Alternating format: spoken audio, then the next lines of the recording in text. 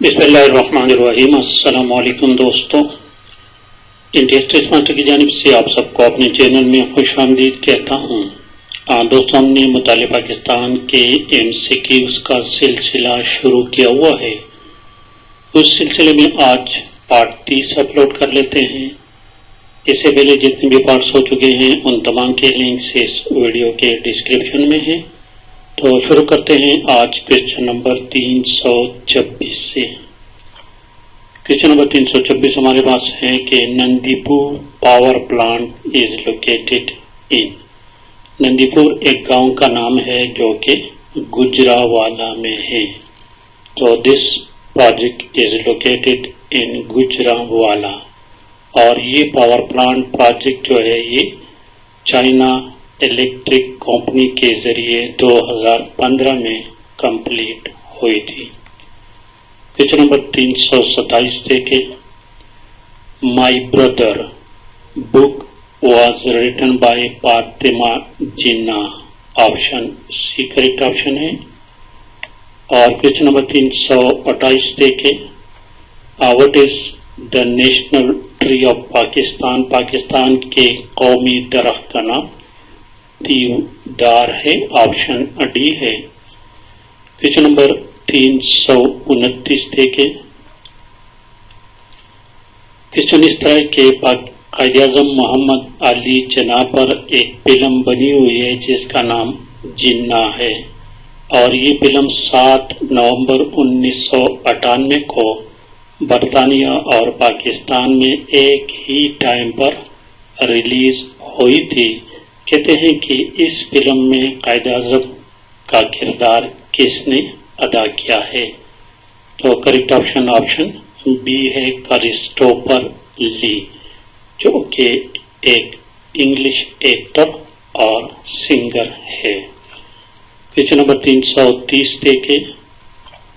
Which is the national animal of Pakistan? Pakistan کا قومی جانور مارخور ہے، آپشن ہے۔ اور کوشچن نمبر 331 دیکھیں۔ What is the name of the border between Pakistan and Afghanistan? یہ تو ایزی کوشچن ہے، ڈیورنٹ لائن ہے، لیکن تھوڑا سا آپ کو اس بارے میں بتاتا چلوں کہ اس کی ڈیمارکیشن 1893 میں ہوئی تھی، نومبر 1893 میں، اور اس کی ضرورت کیوں پڑی تھی؟ یہ 1947 سے پہلے، 14 اگست 1947 سے پہلے برصغیر پاک و ہند پر برطانیہ کا راج تھا، یعنی برطانیہ کا قبضہ تھا، اور برطانیہ کو ہر وقت یہ خدشہ رہتے تھے، یہ اندیشہ ہوتا تھا کہ کہیں شمال مغربی سرحد پر روس کا اقتدار نہ بڑھ جائے، چونکہ یہاں کے پڑوسی ممالک افغانستان اور پھر رشیا تھے، تو ان کو یہ خطرہ تھا کہ کہیں افغانستان اور رشیا یہاں پر گڑبڑ پیدا نہ کرے۔ اس لیے کیا ہوا کہ برطانیہ برٹش حکومت نے اس خدشات سے نجات پانے کے لیے وائسرائے ہند نے افغانستان کے والی امیر عبد الرحمان، اس کا نام تھا، یہ بات یاد رکھیں، امیر عبد الرحمان، چونکہ اس لائن پر سائن جو ہے نا یہ امیر عبد الرحمان اور ڈیورن کے درمیان ہوئے تھے، تو اس لیے یہ نام یاد رکھنا ہے۔ تو برطانوی حکومت نے عبد الرحمان کو لیٹر لکھے اور ان کو دعوت دی، تو پھر ان کی دعوت پر ہندوستان کے وزیر خارجہ فارن منسٹر اس وقت مورٹیمر ڈیورن تھے، وہ ستمبر 1893 میں کابل چلے گئے، اور پھر نومبر 1893 میں دونوں حکومتوں کے مابین مستقل معاہدہ ہوا، جس کے نتیجے میں سرحد کا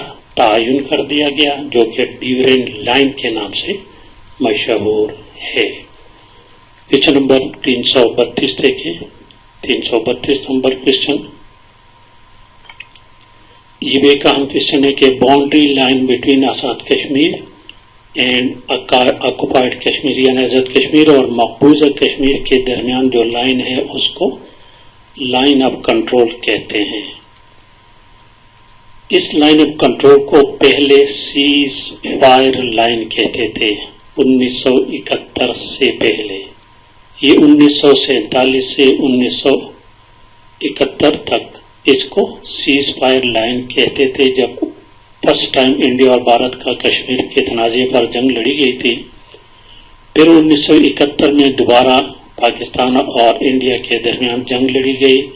اس کے بعد شملہ معاہدہ 1972 میں ہوا بٹو کے دور میں.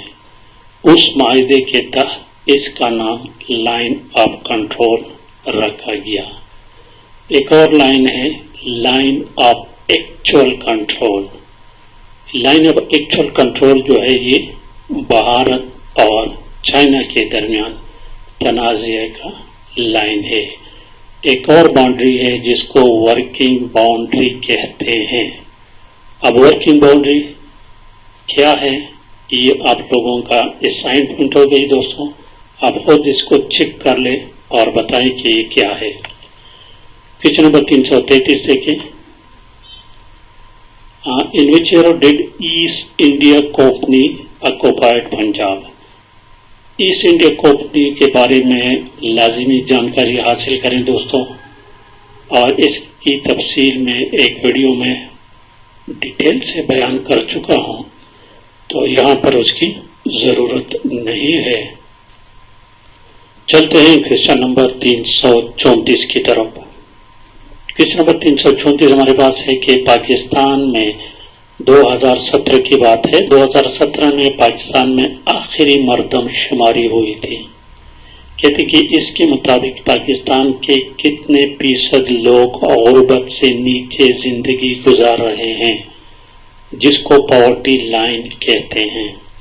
تو 2017 کے مطابق 29.5% لوگ غربت کے لکیر سے نیچے زندگی گزار رہے ہیں، اور یہ اب بڑھ کر 2020 میں 40% تک پہنچ گئی ہے. دوستو یاد رکھیں، غربت اور بے روزگاری پاکستان میں روز بروز بڑھ رہی ہے. کویسچن نمبر 334 سے 335. When did Lord Mountbatten arrive in Delhi as new Viceroy? یہ مارچ 22 2047 کو آخری وائسرائے کے طور پر انڈیا آئے تھے. Lord Mountbatten was the last viceroy and the first governor general of India. Question number 336 دیکھیں. 336 gateway of invaders. Gateway of invader is کیونکہ زیادہ تر فاتحین خیبر پاس سے آئے ہیں، تو کریکٹ آپشن اے ہے. اور کویسچن نمبر 337 دیکھیں. ہو آرڈر ٹو ایسکیویٹنگ، کھدائی کرنا. ایسکیویٹ کے معنی کھدائی کرنا. موئنجودڑو ان 1922. اس بارے میں بھی ڈیٹیل سے بیان کر چکا ہوں. یہاں پر کریکٹ آپشن اے ہے. اس طرح کے موئنجودڑو، ہڑپا، یہ کویسچن انڈس سیولائزیشن، یہ کویسچن انتہائی اہم کویسچنز ہوتے ہیں. کویسچن نمبر 338 دیکھیں. Tipu Sultan wrote a letter to which government to help him against British army rule in India. Correct option is option B, France. اور کویسچن نمبر 339 کو دیکھیں دوستوں. 339.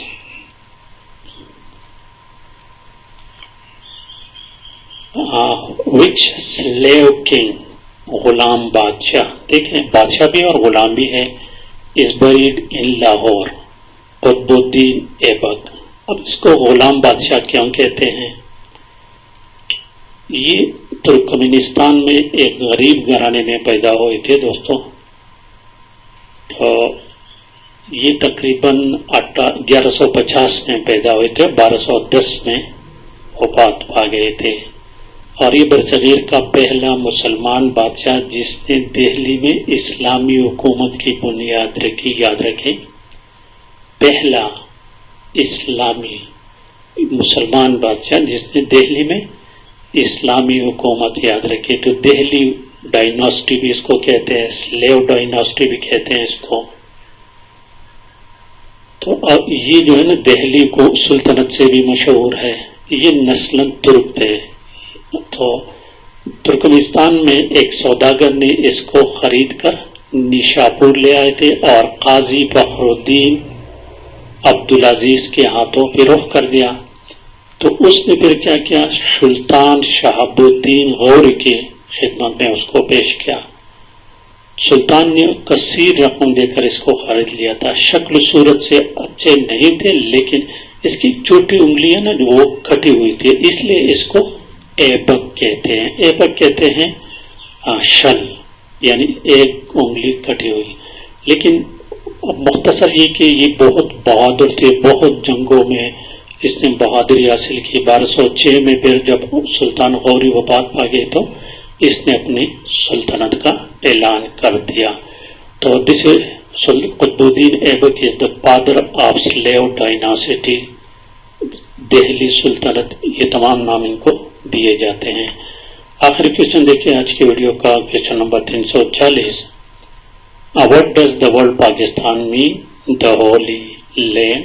آپشن اے کریکٹ آپشن ہے.